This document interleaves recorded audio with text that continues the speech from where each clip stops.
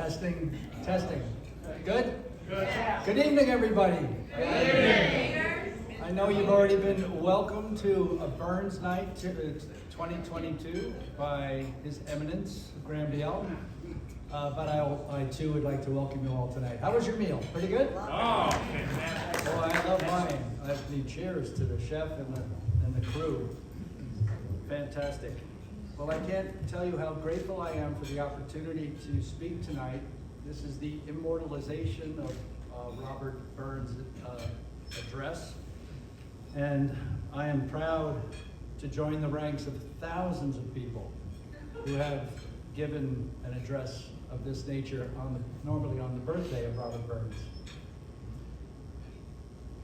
Anyway, this gifted man was just an amazing guy. And you know, a lot of these speeches, they sound like Wikipedia, just a list of trivia that you'll forget as soon as you get home.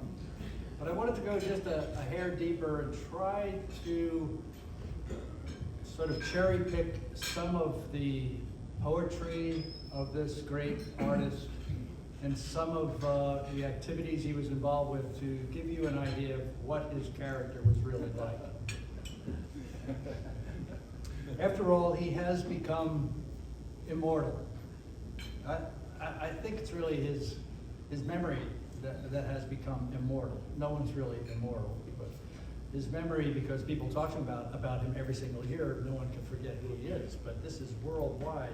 It was practically canonized a saint in Scotland, but he has universal appeal, and he's garnered universal devotion, which is pretty incredible. So, but why is this? I mean, what did he have to become Scotland's quintessential representative? It must have been something very, well, let's say deeper than just being a poet. I learned, actually today I was just reading up a little more. I mean, I had a year and a half to prepare and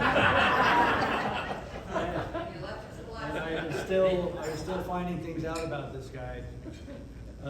But there are over 60 statues, I mean enormous statues dedicated to his memory around the world, not just in Scotland. There's even one in Central Park. I think his cousin lived in Manhattan way back when.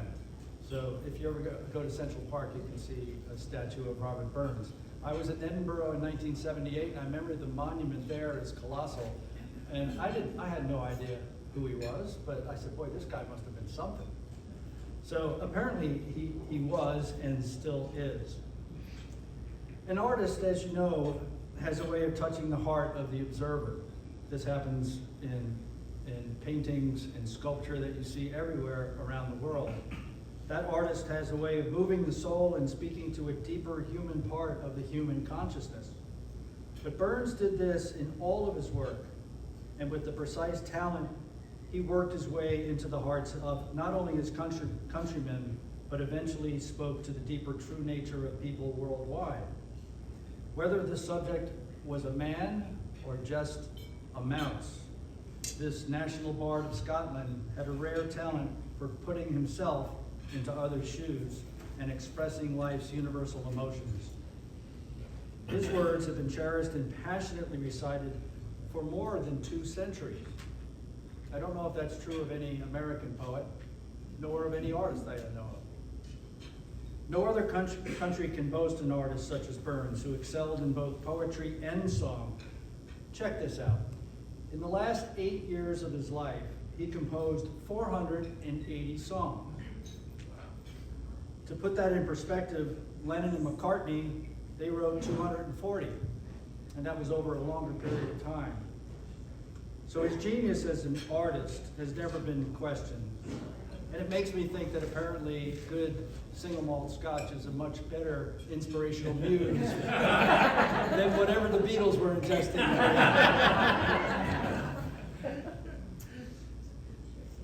For Auld Lang Syne, we all know the song. At least once a year you hear it, right? But he deserves immortality for that. At any given time, it's being sung somewhere in the world. And of course, as you may remember, at one of the single malts gatherings, our very own club sang this song in a way that's never been replicated. we were able to sing this song in 3 different keys and 2 separate octaves simultaneously. That was painful.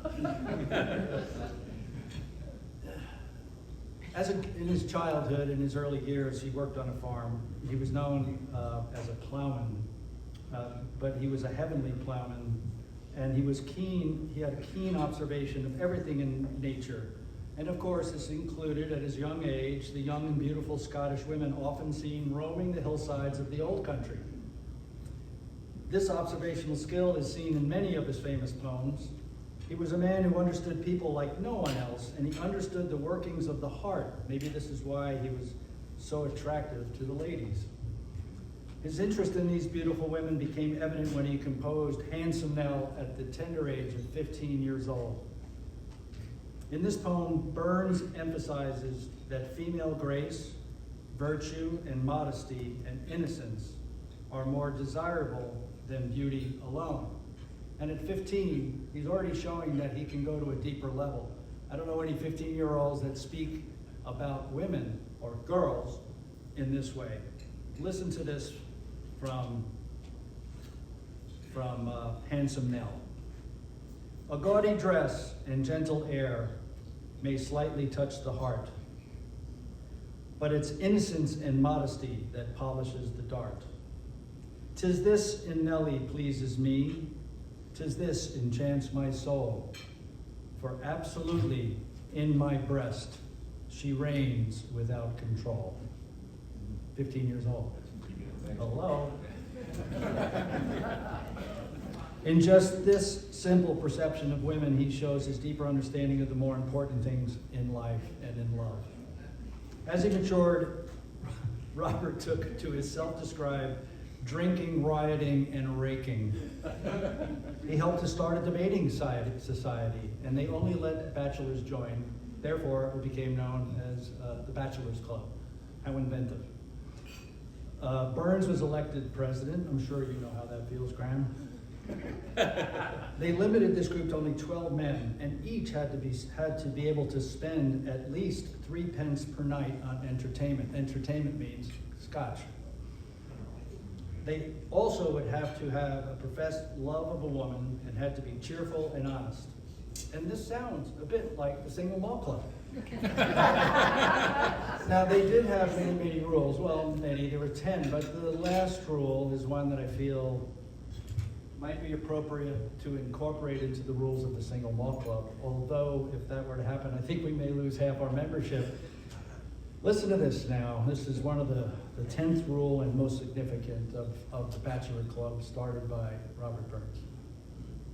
Every man proper for a member of this society must have a frank, honest, open heart, be above anything dirty or mean, must be a professed lover of one or more of the female sex.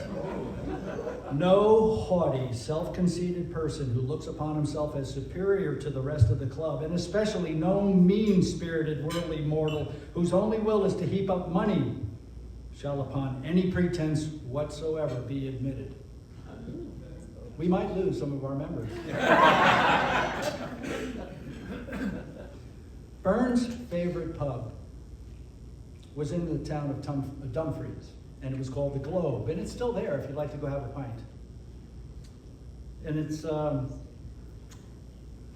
it's true that it took Burns exactly 10 minutes to walk from his home to the pub.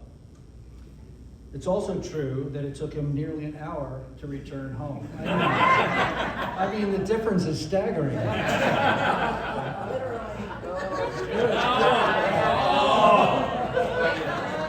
Thank you very much. I was waiting for Phil to pick up on that one. It's staggering.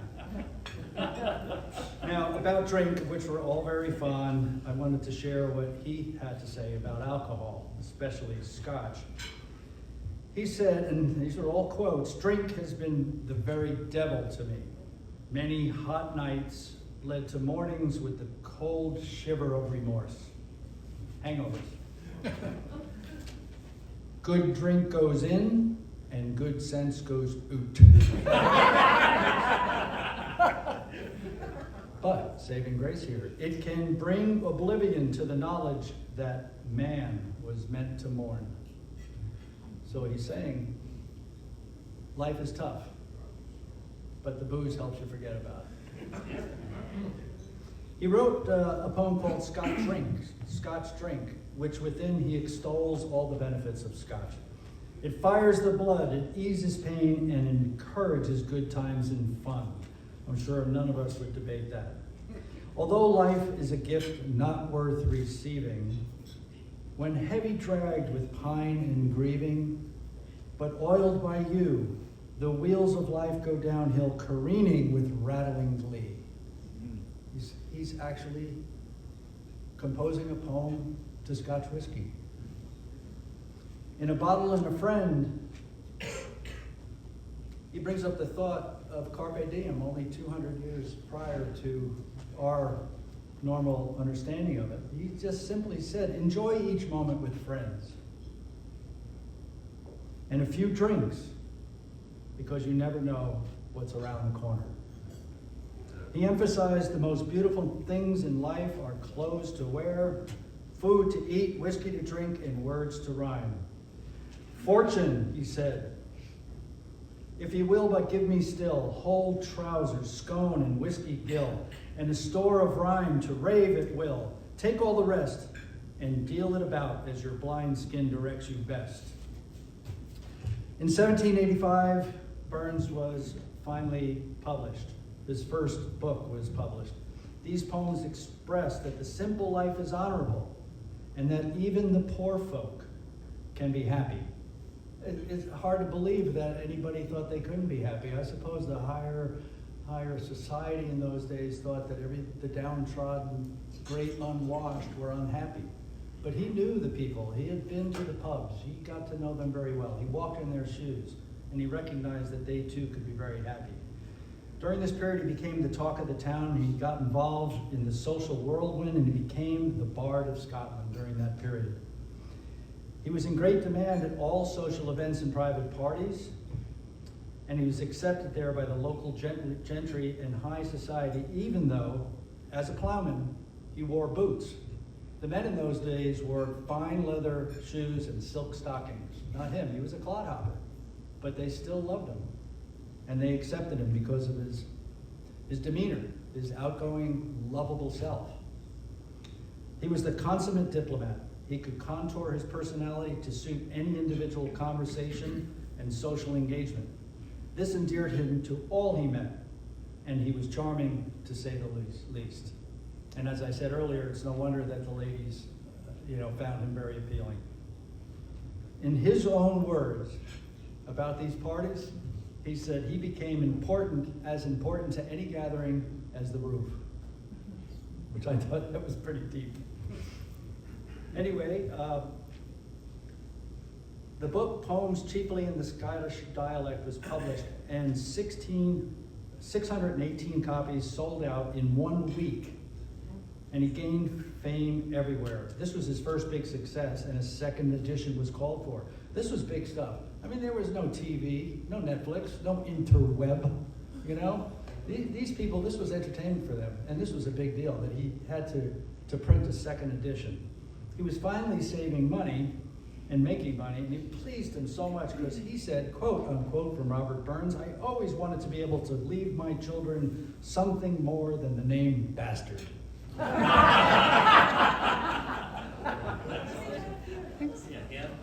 Many of Burns's quotes, I find, are still relevant today. On class, he said, the common regular people were high enough to think, but low enough to avoid corruption. On guilt, he said, my conscience is the most useless part of me. That sounds like something Samuel Clemens would have said. On marriage, in peace and content, my mind was bent, and fool that I was, I married. On fortune, he said, born a dog and will die a dog, but from time to time, I pick up a better bone. On health, he said, when you're dying, what else is there to talk about? Sounds like cocktail at the cocktail hour at the club. On awareness, and this is very hip these days, mindfulness and awareness. The only sanity is fixing on the constant now. We only have the time we're at, although times they are a-changin'. Sounds like Bob Dylan. Huh? He exposed his good, loving nature in these words. Whatever mitigates the woes or increases the happiness of others, to whatever extent, that is my criterion for goodness. Whatever injures the world or one person in it, that is my measure of inequity. And if I could, I would wipe all tears from all eyes. This guy was deep, and he understood people, and he loved people, and of course they're going to love him right back. Thus his popularity. He died at a young age in 1796. He had rheumatic fever and a bad heart valve. Over 10,000 people attended his funeral. It was a most solemn event, and it was held in total silence. There was a lot of rain and a sea of umbrellas. Burns's last child, Maxwell, was born during his funeral. He lived a passionate life right up to the end. One might say that he died with his boots off. I'm